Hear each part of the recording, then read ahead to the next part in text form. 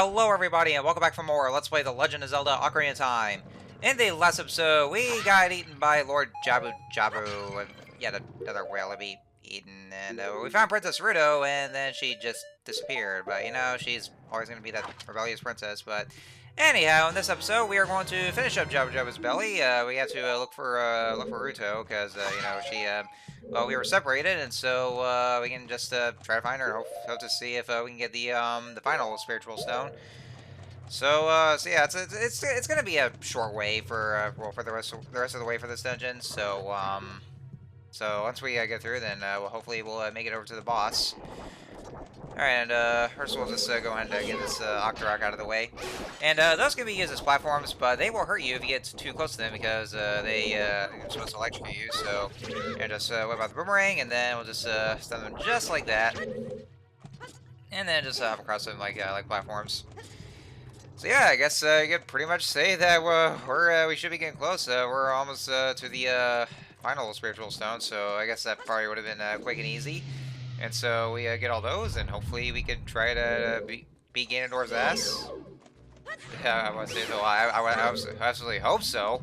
I mean, hopefully nothing could go wrong, right? Okay, yeah. If I say that something's gonna go wrong, that's you know how it always works. Fucking Bubsy. Anyway, no, we don't want to talk about that. No, we don't want to talk about that game.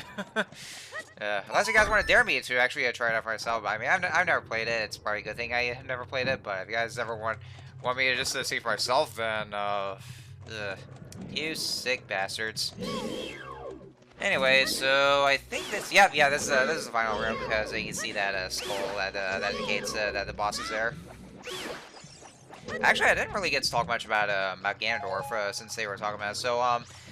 So as you guys well, a lot of you guys already know, like you know, back in the Link to the Past, it was already hinted at that Ganon, that you know, the very same Ganon, he wasn't always this boar, or this boar-like monster that we were introduced to. Yeah, they hinted at a Link to the Past that he was a human thief that's by the name of Ganondorf, and so, well, this is actually where we get to see what it was like in Ocarina of Time, because, you know, considering that you know, by the time this game came out, this is actually a prequel to Link to the Past, so yeah, just like, you know, yet another prequel to, like, you know, because, you know, when there was Zelda 1, and then Zelda 2 for that matter, and then Link to the Past, which was before Zelda 1, and then Ocarina of Time, which also before Link to the Past, and then later on it gets so much more complicated with the timeline. But that's probably gonna be for another time. I mean, if you guys want me to share my thoughts about the Zelda timeline, what I think of it. But anyway, now it's boss time. Let's go in here. What in the hell is going on? That's a bunch of jellyfish. Is there? Oh yeah, there's one jellyfish. Oh, there's gonna be a lot of jellyfish, isn't there? Oh, yeah, see, oh, yeah, there's a bunch of jellyfish. Is there a jam going on? Jellyfish jam? Of course there is. There's so much. What the fuck is that thing? It is a bioelectric anemone. Barn. Okay, God, I'm doing the same like Finding Nemo. Anemone. Okay, there we go. It's a tongue twister. So anyway, this is Barinade, and yeah, I couldn't read the full description right there. Yeah, well, I can't even speak today. God damn it. Anyway, so yeah, this is Barinade, and so Barinade will try to shoot at you, and he's got these electrified jellyfish that's surrounding its body. And so, the strategy for Barinade is that, well, you just have to hit it with a boomerang, and that's pretty much it. Of course, well, actually, what you gotta do is that, you gotta take out those tentacles that Barinade's cleaning out to the ceiling, and then, after you do that, then those other jellyfish will start, well, basically the Baris is what they are, all the Baris around. So yeah, you gotta stun Barinade first, and then that's when the Baris will go and they get stunned. So once that's done, then you go use your boomerang against them to kill them, or you can actually use the Deku to kill a bunch of them. But again, I was too lazy, and so I didn't really do so. But you know, I could have done it the easier way, but you know, I just didn't.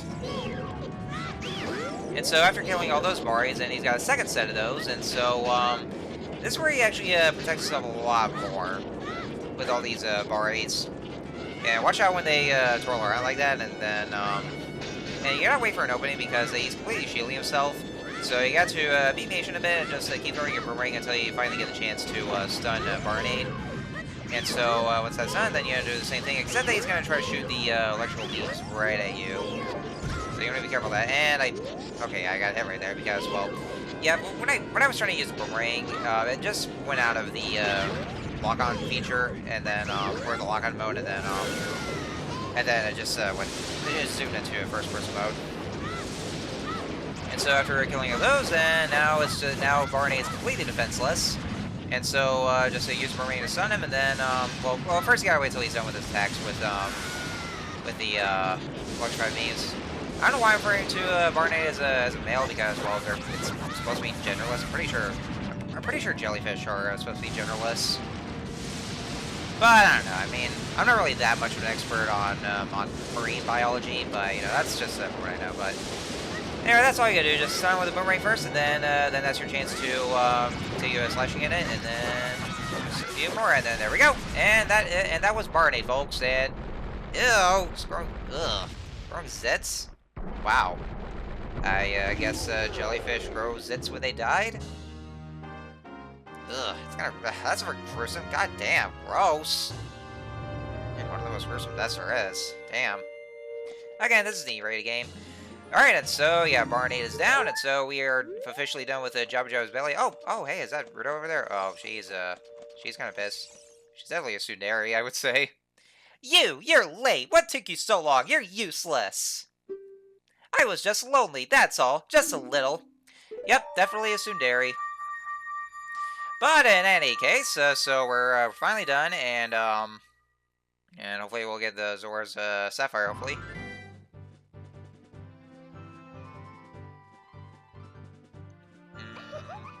Oh, what the hell? Ah! Okay, that's a little too close. Personal space, please. You're getting way too close to me. That's kind of a... Okay, well, she's supposed to be efficient. Yeah, she's a... Why is she rather flirty? You're getting too close there. You look cool. Cooler than I thought you would, anyway. Just a little. Oh, gee, thanks. Well, anyway, you saved me, so I guess I'll reward you. What do you wish? Just tell me.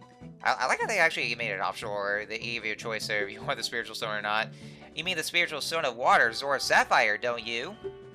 My mother gave it to me and said I should give it only to the man who will be my husband. You might call it the Zora's engagement ring. Oh, wait, what? Alright. I'll give you my most precious possession, Zora's Sapphire. She wants to marry me? A fish girl wants to marry Link? Oh, damn. Well then. But anyways, most importantly, yes, we finally did it, folks. We have the third and final Spiritual Stone, the Spiritual Stone of Water.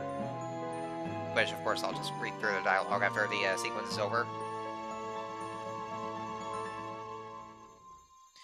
You obtained the Zora's Sapphire. This is the Spiritual Stone of Water passed down by the Zoras.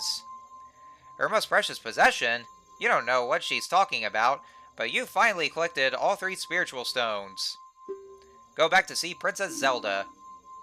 I like how absolutely dense Link is. Don't tell my father. Oh, okay, yeah, no worries. We won't tell him. Yet. I mean, might as well be a no, because, like, if they're both getting married, then it's gonna be a father-in-law or something. Alright, so yes, we did it, folks. We have all 3 Spiritual Stones, all 3 of them, and so we should be ready to go back to see Princess Zelda in Hyrule Castle. There's gonna be a few more things I do want to do first, so actually, yeah, I got, like, plenty of time left. I'm only at, like, the 9-minute marker, so before we go along there's actually gonna be one last thing to do, and that's, of course, now that we have the boomerang, we can go and grab those gold Skulltula tokens that we couldn't reach before because they were just, like, high up and just mocking us, laughing at us, because we did see a few of those, we just couldn't reach them. So I decided to switch it over to nighttime. Also, I gotta say, though, so, like, with the Zora, I mean, not Zora, I mean, with Ruto wanting to marry Link and all that, I mean, that may seem like one of those intergenerational romances there, I would say. With a, you know, Hylian and a, well, I mean, well, of course, a human and a Zora, well, Hylian more so, but, Yeah, one thing I guess I gotta say though, this actually does get repeated over in Breath of the Wild with Mifa. So it's actually kind of a nice callback that they would do. But anyway, there was actually something else that also got me in mind, but I'm gonna save that till like much later on because that'll be a topic to bring up like once we get to that set position. Oh my God, I actually just went to the corridor and and we went to the deck tree. Okay, well there's a reason why I went back to the deck tree. So yeah, if you're wondering why I'm actually back in the dungeon itself. That's because there's actually this one area that we also couldn't reach before, because, well, first of all, we didn't really have the bombs, and we also didn't have the boomerang either. But now we have both of those, so I'm actually going back to the dungeon, and yes, as you can see here, you actually can still go back to the inside of Deku-Tree, even after, well, even after he dies. And so, yeah, you still go there anytime you want to, nothing ever seems to change. And what I was trying to do is that, yeah, those Goma larvae will try to respawn. But what you can do is that you can actually just go up to the ceiling and hit their eggs before then, so that way they wouldn't give you a hard time. And I was trying to take aim perfectly, but for some reason, I don't know what's wrong. It's like it's kind of like the hitbox is a little whacked out for some reason. I don't really know why that is, but I guess it has to be at a certain point. But yeah, anyway. So yeah, here's that wall over there. Yeah, that's the bomb wall that, you know, like I said, we couldn't really reach before because, you know, we didn't have bombs at the time. So we have the bombs right now, and I decided to come back over here, like, right away after clearing off Lord Jabu-Jabu's belly. And that's because, you know, and as you already guessed, yes, that's going to be, there's going to be another Gold Skulltula that's going to be in there. And it's going to be right up in that wall. Let's kill this asshole first. And there we go. Alright, and so the Gold Skulltula should be right around... there it is, I see it right over there. It's kind of blending in with the walls there. All these weird-ass N64 textures. Although it actually kind of looks a lot better than one would expect. And yes, this is also another one of those things where you do need the boomerang for this. So yeah, you need bombs first, and so you also need the boomerang as well. So you gotta clear Dodongo's cavern first, and then Jabu-Jabu's belly afterwards to get to that Gold Skulltula that's in the Deku-Tree. And now the next one, this one right here, yeah, this asshole that was just sitting there laughing at us when we saw beforehand, where we couldn't reach it. It was like, haha, you can't get me. And yeah, see, like I said, the Gold Skulltula token will not fall down whatsoever at all. So it'll just stay exactly at the spot where the Gold Skulltula was. And so yeah, now they have the boomerang. Just by using that, then we actually just use it to grab that token, and then it'll just come right back to us. So it's actually real useful because of it. And later on, there's also a certain other item that can also do the same thing. It just makes me love it even more. I can't wait till we get to that item. If you're wondering why I'm just geeking out or just gushing over that kind of item, well, that's you'll probably already guess, but that's gonna be for another time. And you fuck off. Hate those things; they're very annoying. Also, one thing that's actually kind of hilarious, like in Skyward Sword, those boys return there, and they can actually take a shit on you, and I can't exactly remember exactly what happens after that, but I like how whenever you bio with Fi, she tells Link that his irritation level whenever they do take a shit on him just goes like at a high % chance. So that's actually hilarious when they do that. It's kind of like some kind of total humor in Zelda. All right, and so back over by the entrance to Gerudo Valley. There's another hidden grotto, and so you got to bomb this area with this bomb here. Which, like I said, you'll be able to detect it easily with the Stone of Agony, or the Shard of Agony if you're playing the 3DS version. But yeah, it's almost kind of like oh, also, by the way, yeah, and this is what Din's Fire looks like if you use it, but yeah, I just used it, and then there was that Gossip Stone over there, and it does that little spinny thing for some reason. It just spins around for some weird reason. And the Gossip Stones can actually do a number of things. Like if you place a bomb on the Gossip Stone and explode by it, then the Gossip Stone will actually turn into a rocket somehow, and then it'll just make these beaming noises, and so 3, 2, 1, and then blasts off. Yeah, it turns into a rocket and just and flies right to outer space. So yeah, rockets actually do exist in Zelda for some reason, even though it's supposed to be set in like medieval settings. technology in my Zelda game. But then they started making the use of a lot of ancient technology. Like there were those robots in Skyward Sword, and I actually remember that one fucking asshole Scrapper. I hate him so much. More on that once I get to doing a Let's Play of Skyward Sword, like, God knows how long from now. And then of course there's the other technological stuff in Breath of the Wild, like the Guardians, and then and there was also the Divine Beasts. Honestly, now that I think about it, I mean, as much intimidating as the Divine Beasts were, and not Divine, I mean the Guardians, yeah, the I was just thinking around the same thing, where they're kind of the same, but yeah, as much as intimidating those Guardians were, I actually kind of miss them, admittedly enough, in Tears of the Kingdom, because then they get replaced by those fucking Gloom Hands, and oh my god, they were fucking terrifying as shit. Like my first encounter, I was like, oh fuck, oh shit. I was scared shitless when they just appear. Like the way their presence was, and the way they just appear. Like, I'm sure everybody would just like shat their pants whenever they had those encounters with those Gloom Hands. Like, goddamn, Nintendo. First was that killer piano from Mario 64, and now this. Damn, you just love giving us PTSD, don't you? Yeah. But yeah, anyways, that's actually what I'm doing at the moment. Is just you know, for the rest of the video, just go around getting all the rest of the gold Skulltula tokens. And yeah, since we have the boomerang, and so we can actually reach those that we can reach before, and just to make sure it was nighttime. And yeah, this is actually how you can get to Lake Hylia from Gerudo Valley, just by going across the river. Also, I didn't really get to sorry, I didn't get to talk much about the 3DS version.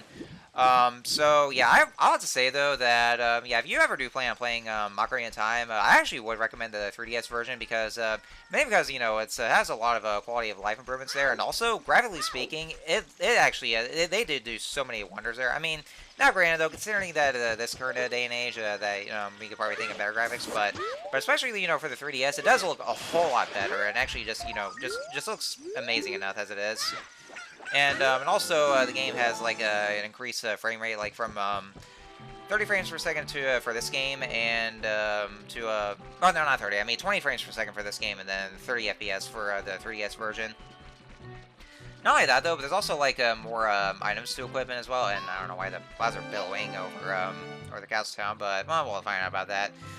Yeah, I know, Navi. We'll get to it. I'll get to it when I get to it. I got some things to do first, so leave me alone.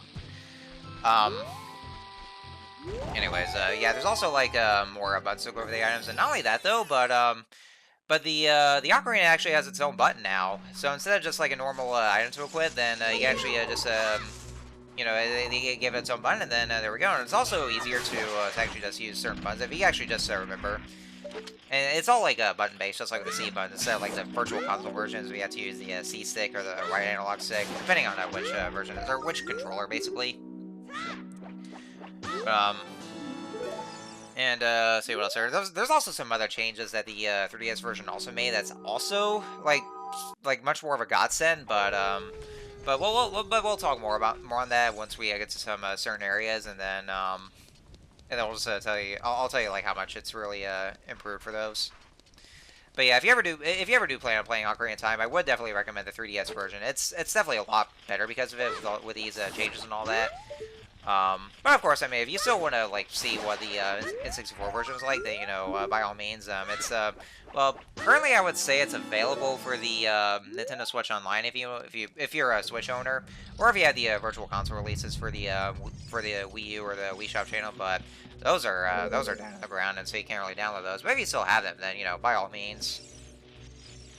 Alright, we're back in Dodongo's Cavern because there's that last gold Skulltula that's up there that we couldn't reach before, but we have the boomerang now, and that's a little shortcut that I can take right there on top of the big stair room. And there's also one last other gold Skulltula, but we won't be able to reach it until later on, like I would say the second half of the game, probably. But more on that later. Yeah, not only that though, but and it's also available for the on the GameCube as well, where like it has the collection. So it's that, and also the Master Quest version. And yeah, we're gonna go back to the House of Skulltula. The price for getting that is the Bomb Shoe, which is kind of lame, but the last one should be something good for us. So So there's that, but if you're playing the original, I would definitely recommend playing the playing the game on the N64 with an actual N64 controller. Mainly because mainly because of the C buttons. Well, we play the Ocarina, you use the C buttons, and it's much easier that way instead of the C stick or analog stick because of the sensitive controls and also because of the aiming that it gets more sensitive. So I would recommend that as well. Anyway, so I believe that should do it for this video. So next time on Let's Play Ocarina of Time, we're going to... There's actually one more thing to do, and then we'll go ahead and make some progress and head over to Hyrule Castle to show Zelda the Spiritual Stones and see what we'll do next. So until then, see you guys later.